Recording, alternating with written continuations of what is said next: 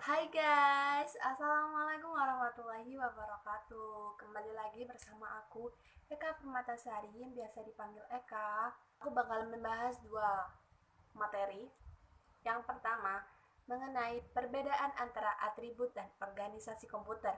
Dan yang kedua yaitu fungsi dasar dari komputer itu sendiri.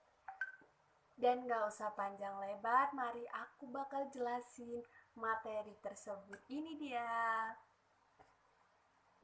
Nah, selanjutnya aku bakal ngelanjutin di sini, yaitu mengenai komputer organisasi and arsitektur. Nah, ada dua tema yang bakal aku bahas, yaitu mengenai perbedaan antara arsitektur dan organisasi komputer, yang kedua fungsi dasar komputer, yang ketiga mengenai komputer teknologi New Dusty to Reach Velocity to Heart. Nah, yang pertama aku bakal bahas mengenai perbedaan antara arsitektur dan organisasi komputer. Yang pertama tentang arsitektur. Nah, yaitu arsitektur komputer berkaitan erat dengan atribut-atribut sebuah sistem yang tampak fleksibel bagi seorang programmer.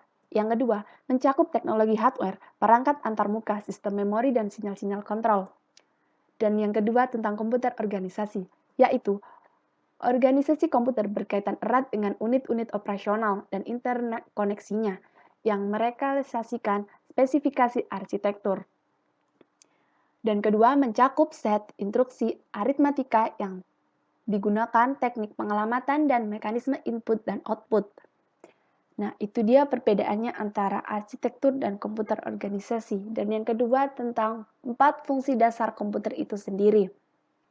Nah, yang pertama itu ada pemrosesan data. Pemrosesan data itu sendiri berguna untuk mengolah kumpulan data yang menghasilkan suatu informasi, yaitu berupa dokumen, surat, kata, grafik, dan lain sebagainya. Dan yang kedua tentang penyimpanan data, yang berguna untuk mengamankan banyak data yang suatu saat nanti data tersebut akan digunakan kembali. Dan yang ketiga mengenai perpindahan data, yang berguna untuk mengirim atau menerima data dari komputer satu ke komputer lainnya. Dan yang terakhir tentang kontrol. Kontrol itu sendiri dikerjakan oleh seorang dengan memasukkan perintah-perintah dalam sistem komputer. Itu dia 4 fungsi dasar komputer. Dan yang terakhir yaitu tentang masalah mengapa sekarang produksi tidak mementingkan kecepatan.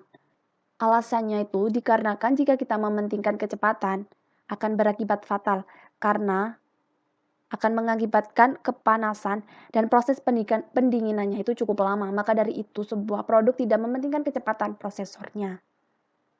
Itu saja, terima kasih. Nah, itu tadi penjelasan mengenai materi organisasi dan komputer. Kurang lebihnya guys, mohon maaf yang sebesar-besarnya. Wassalamualaikum warahmatullahi wabarakatuh.